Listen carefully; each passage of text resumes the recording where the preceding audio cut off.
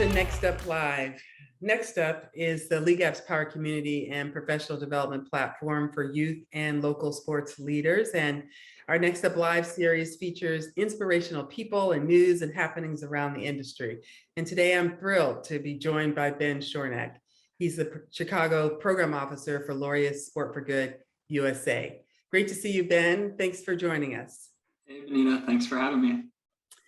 So I've heard some great news coming out of Chicago. You've recently launched a campaign to sign a letter of support for legislators, wanting them to prioritize sustained year-over-year funding for local sports-based youth development programs. So I'd love to hear more about this initiative, how it began, and how the Chicago community has reacted to your goals. Yeah, sure thing. I mean, you kind of just hit on it there, but it's I think it's a celebration of the product where we are right now, but it's also a celebration of the process and how we got there. So I'll talk about both. The Chicago's Comeback campaign is a month-long awareness building campaign that we are running throughout the month of August here in Chicago, with the purpose of drawing attention to the important role that sport is playing and will continue to play for young people's mental health, following all of the effects over the last year from COVID.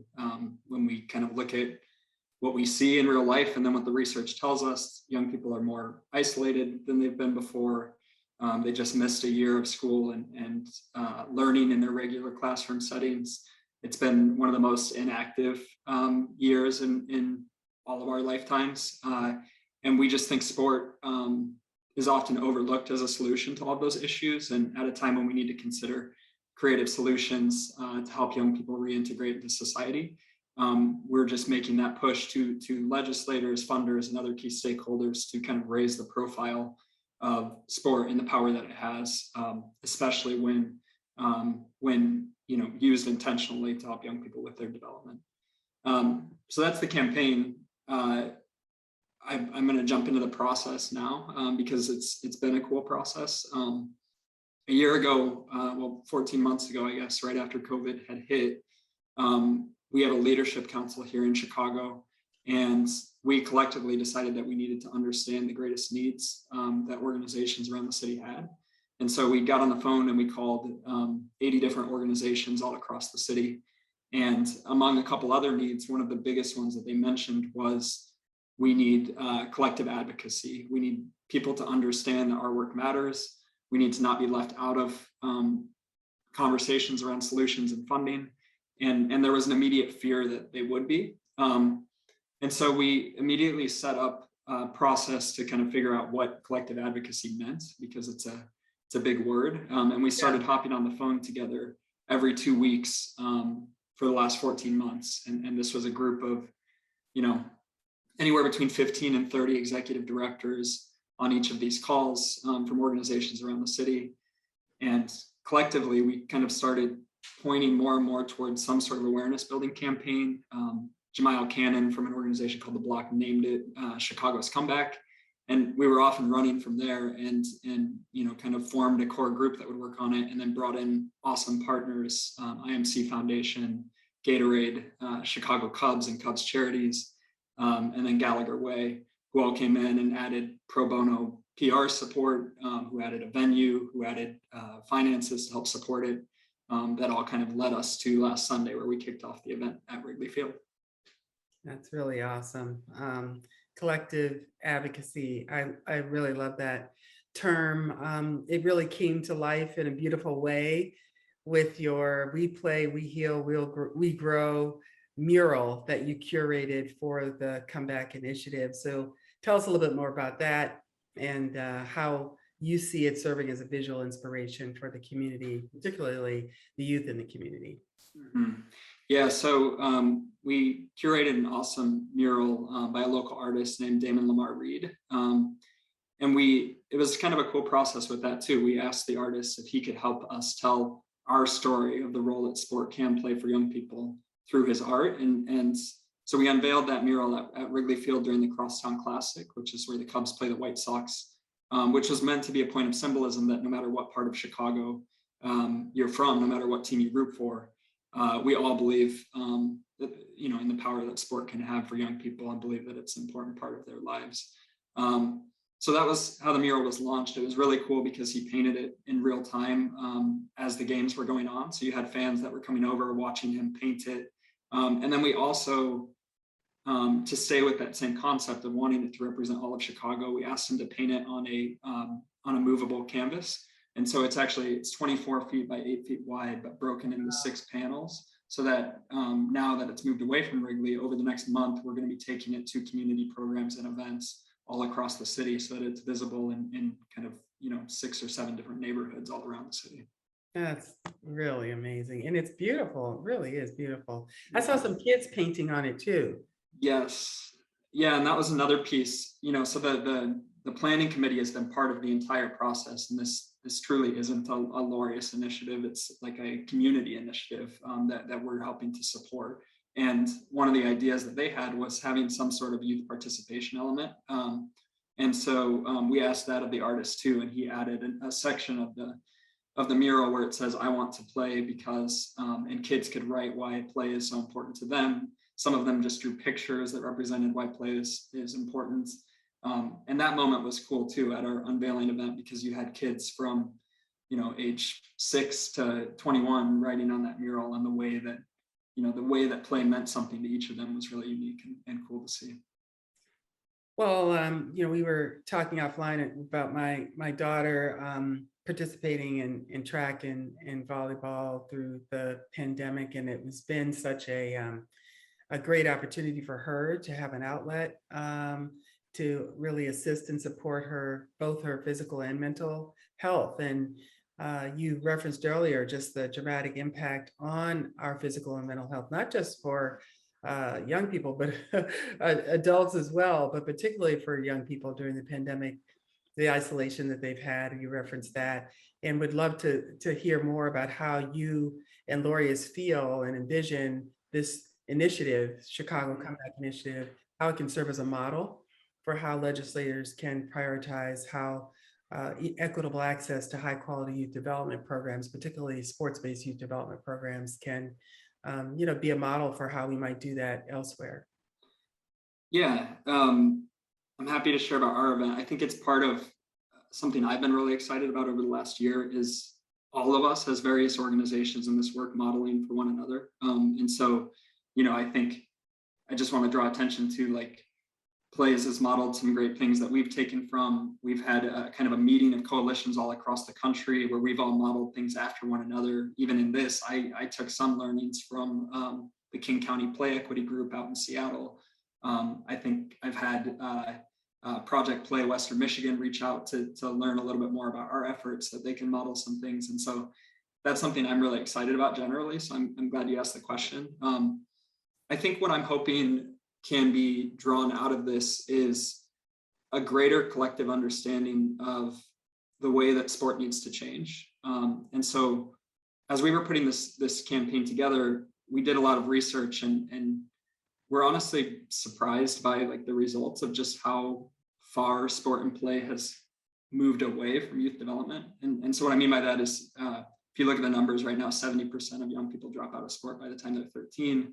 Those numbers are higher for girls, they're higher for LGBTQ athletes, they're higher for young people of color, they're higher for young people of lower socioeconomic status. And I think it comes down to the core question of what is the purpose of sport and play, especially at that younger age between 6 and 15. And I actually think everybody agrees that the purpose is for kids to have fun, to make friends, to grow as young people. But our actions don't always demonstrate that. I think we're moving more and more towards, elite sports, travel teams, high barriers of entry, sport specialization at those young ages. And so, I think while this campaign is focused around COVID, we're hoping that it becomes a jumping off point into a larger reimagining of the role that sport plays for young people. And so my hope is, that through running some pilots, potentially getting some government funding and philanthropic funding in Chicago, that we'll be able to demonstrate the way that a city can look when government and funders provide other incentives for programs to be more youth focused, and that can then spread to other cities around the country or world even, and can lead to some larger federal advocacy as well. Absolutely. I mean, you talked about the Play Sports Coalition, and that is certainly, one of the huge opportunities there, and bringing together the various coalitions around the country and independent organizations as well, to highlight the benefits of high quality youth sports programming and youth development in sport, and obviously getting the attention of governments in doing so, and hopefully more funding at the state and federal levels. But one other key to that, I think, is getting brands involved. And you were very Yeah. successful in the Chicago comeback. You mentioned Gatorade and Chicago Cubs, and a few other foundations and others that have gotten behind this effort. And would love to hear more about how you think, or what you think the importance is of those global brands demonstrating their support for funding sports-based youth development programs that provide the critical social emotional learning skills. And are there other ways and other efforts that you know of that are getting these types of organizations involved to impact these efforts? Yeah, I'm glad you asked that question, because the role that brands played in our initiative was really crucial. And I just want to talk about the ways that some of the individual brands supported us, because I think it's a good model for the way that other global brands can come behind some of the larger collective work that all of our organizations are doing. Imc Foundation was the first group to support us. And what was cool about the way that they approached things is we really just came to them with a concept that wasn't fully formed yet. We came to them and said, we're looking to raise awareness, and the way that we think we should do that is through a campaign. And there will be other steps along the way where we need to bring in PR and media and structure the plan. But we need you to help invest to get us off the ground with that. And they did. And I think what was cool is I just had a conversation with Lisa, who runs their foundation, last week, after she had seen the mural and everything else. And she said to me, like, I didn't fully see the vision at the time, but I trusted you, and I trusted Laureus, and I trusted the collective that you all knew what the community needed at this time, and kind of knew the best way to get there. And I thought that was just a great example. I think it's great too, because I think that trust has been built over some years, right. through Yes. your relationship, their relationship with Laureus Sport for Good Chicago, your relationship with them, and that trust has been built over time. So when you may have come with a half-baked idea for what this campaign might look like, but they could trust that it's in good hands, and that you'd be a trusted partner, and they could, work with you in making it come to fruition. Yes, yeah, definitely. And then when Gatorade was the next partner that came on, and they were huge for us, because they were the ones that took it from a concept to a plan. They brought in their PR agency of record, Fleischman Hillard, and we had weekly calls with Gatorade and Fleischman Hillard, and then members of the leadership council or planning committee in January and the event. And they were just crucial, and same structure. They kind of didn't come in with an agenda of their own, but rather said, we want to support the community, and we want to support youth sports organizations. And if this is what you're telling us that you need right now, then we want to lend our brand to that. And then finally, the Cubs and Cubs Charities and Gallagher Way were the next partner that we brought on, provided the venue, and really provided an amplification element. They showed, we obviously had the mural out at Gallagher Way all weekend, and then at the Cubs White Sox game, they showed a video from the event and pointed people towards the website. And so all that to say, I think all of the brands we were involved with were a great example of the role that global brands can play, to understand that by supporting community organizations and their vision of the work, it actually will lead to really great recognition of them as brands, and will achieve their outcomes. If more kids play sports, that's better for the Cubs, it's better for Imc Foundation, it's better for Gatorade. And I believe we'll be able to achieve that, through this process. Well, we're coming to the end of our little session today, but I wanted to ask a closing question that we do with every episode, and that's, what's next up? So what's next up for Sport for Good Chicago, and particularly, building from and beyond the Comeback Initiative? Yeah, so a campaign is just a campaign, right? And we can get a lot of great awareness, but that's not our end goal. Our end goal is to translate that into action, into government relationships and stakeholder relationships in Chicago. So Our collective has been meeting with legislators throughout the state and has also been meeting with funders to continue to think about how we engage them as partners in this planning process too for creating a better youth sport.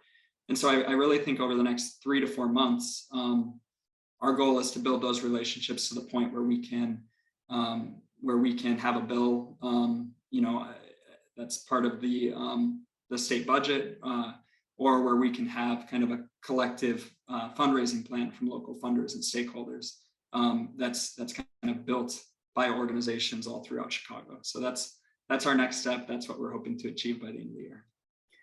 Well, good luck with that. It's gonna, I'm sure, be a success, just like the Chicago Comeback Initiative has been thus far, particularly with the support that you've got from the local community there.